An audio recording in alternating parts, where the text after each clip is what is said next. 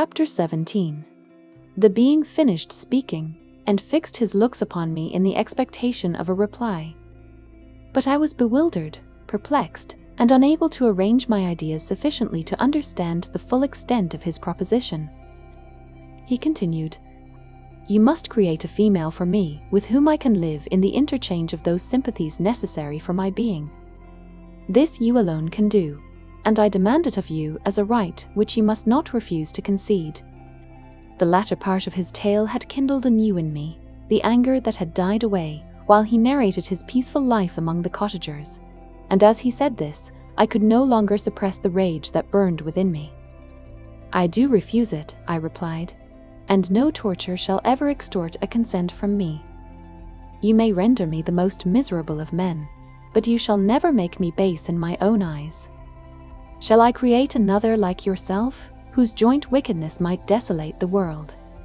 God? I have answered you. You may torture me, but I will never consent." "You are in the wrong," replied the fiend, "and instead of threatening, I am content to reason with you. I am malicious because I am miserable. Am I not shunned and hated by all mankind?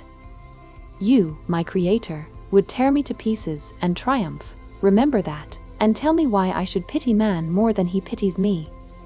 You would not call it murder if you could precipitate me into one of those ice rifts and destroy my frame, the work of your own hands. Shall I respect man when he condemns me? Let him live with me in the interchange of kindness, and instead of injury, I would bestow every benefit upon him with tears of gratitude at his acceptance. But that cannot be. The human senses are insurmountable barriers to our union. Yet mine shall not be the submission of abject slavery. I will revenge my injuries. If I cannot inspire love, I will cause fear, and chiefly towards you, my arch enemy, because my creator, do I swear inextinguishable hatred.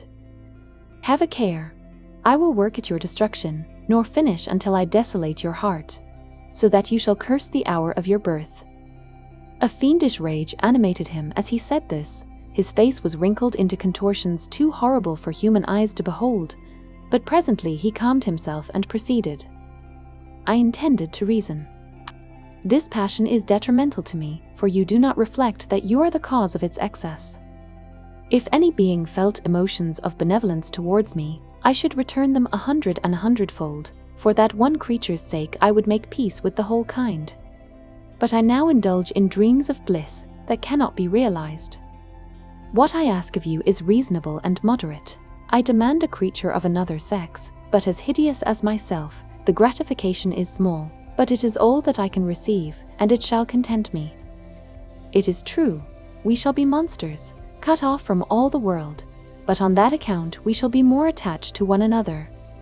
Our lives will not be happy, but they will be harmless and free from the misery I now feel. Oh, cast. My creator, make me happy. Let me feel gratitude towards you for one benefit. Let me see that I excite the sympathy of some existing thing. Do not deny me my request." I was moved. I shuddered when I thought of the possible consequences of my consent. But I felt that there was some justice in his argument. His tale and the feelings he now expressed proved him to be a creature of fine sensations, and did I not, as his maker, owe him all the portion of happiness that it was in my power to bestow? He saw my change of feeling and continued, "If you consent, neither you nor any other human being shall ever see us again. I will go to the vast wilds of South America. My food is not that of man. I do not destroy the lamb and the kid to glut my appetite. Acorns and berries afford me sufficient nourishment. My companion will be of the same nature as myself and will be content with the same fare. We shall make our bed of dried leaves. The sun will shine on us as on man and will ripen our food. The picture I present to you is peaceful and human, and you must feel that you could deny it only in the wantonness of power and cruelty. Pitiless as you have been towards me, I now see compassion in your eyes. Let me seize the favorable moment and persuade you to promise what I so ardently desire." "You propose," replied I, "to fly from the habitations of man, to dwell in those wilds where the beasts of the field will be your only companions. How can you? who long for the love and sympathy of man, persevere in this exile. You will return and again seek their kindness, and you will meet with their detestation. Your evil passions will be renewed, and you will then have a companion to aid you in the task of destruction. This may not be. Cease to argue the point, for I cannot consent. How inconstant are your feelings! But a moment ago you were moved by my representations, and why do you again harden yourself to my complaints? I swear to you, by the earth which I inhabit, and by you that made me, that with the companion you bestow, I will quit the neighborhood of man and dwell, as it may chance, in the most savage of places. My evil passions will have fled, for I shall meet with sympathy. My life will flow quietly away, and in my dying moments I shall not curse my Maker. His words had a strange effect upon me.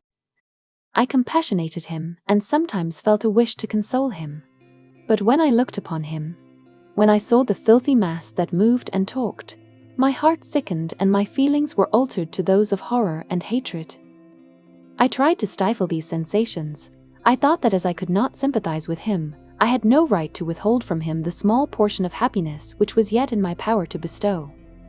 You swear, I said, to be harmless, but have you not already shown a degree of malice that should reasonably make me distrust you? May not even this be a feint that will increase your triumph by affording a wider scope for your revenge? How is this? I must not be trifled with, and I demand an answer. If I have no ties and no affections, hatred and vice must be my portion.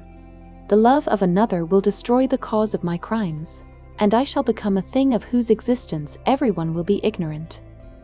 My vices are the children of a forced solitude that I abhor, and my virtues will necessarily arise when I live in communion with an equal. I shall feel the affections of a sensitive being and become linked to the chain of existence and events from which I am now excluded. I paused some time to reflect on all he had related and the various arguments which he had employed. I thought of the promise of virtues which he had displayed on the opening of his existence, and the subsequent blight of all kindly feeling by the loathing and scorn which his protectors had manifested towards him. His power and threats were not omitted in my calculations. A creature who could exist in the ice caves of the glaciers and hide himself from pursuit among the ridges of inaccessible precipices was a being possessing faculties it would be vain to cope with. After a long pause of reflection, I concluded that the justice due both to him and my fellow creatures demanded of me that I should comply with his request. Turning to him, therefore, I said, I consent to your demand, on your solemn oath to quit Europe forever and every other place in the neighborhood of man, as soon as I shall deliver into your hands a female who will accompany you in your exile. I swear, he cried, by the sun, and by the blue sky of heaven, and by the fire of love that burns my heart, that if you grant my prayer while they exist, you shall never behold me again. Depart to your home and commence your labors. I shall watch their progress with unutterable anxiety, and fear not, but that when you are ready, I shall appear. Saying this, he suddenly quitted me, fearful, perhaps, of any change in my sentiments. I saw him descend the mountain with greater speed than the flight of an eagle, and quickly lost among the undulations of the sea of ice. His tale had occupied the whole day, and the sun was upon the verge of the horizon when he departed. I knew that I ought to hasten my descent towards the valley, as I should soon be encompassed in darkness, but my heart was heavy, and my steps slow. The labor of winding among the little paths of the mountain and fixing my feet firmly as I advanced perplexed me, occupied as I was by the emotions which the occurrences of the day had produced. Night was far advanced when I came to the halfway resting place and seated myself beside the fountain. The stars shone at intervals as the clouds passed from over them. The dark pines rose before me, and every here and there a broken tree lay on the ground. It was a scene of wonderful solemnity, and stirred strange thoughts within me. I wept bitterly, and clasping my hands in agony, I exclaimed, "Oh, stars and clouds and winds, ye are all about to mock me. If ye really pity me, crush sensation and memory. Let me become as naught, but if not, depart, depart, and leave me in darkness." These were wild and miserable thoughts, But I cannot describe to you how the eternal twinkling of the stars weighed upon me, and how I listened to every blast of wind, as if it were a dull, ugly siroc on its way to consume me. Morning dawned before I arrived at the village of Chamonix. I took no rest, but returned immediately to Geneva. Even in my own heart, I could give no expression to my sensations. They weighed on me with a mountain's weight, and their excess destroyed my agony beneath them. Thus I returned home, and entering the house, presented myself to the family. My haggard and wild appearance awoke intense alarm, but I answered no question, scarcely did I speak. I felt as if I were placed under a ban, as if I had no right to claim their sympathies, as if never more might I enjoy companionship with them. Yet even thus I loved them to adoration, and to save them, I resolved to dedicate myself to my most abhorred task. The prospect of such an occupation made every other circumstance of existence pass before me like a dream, and that thought only had to me the reality of life.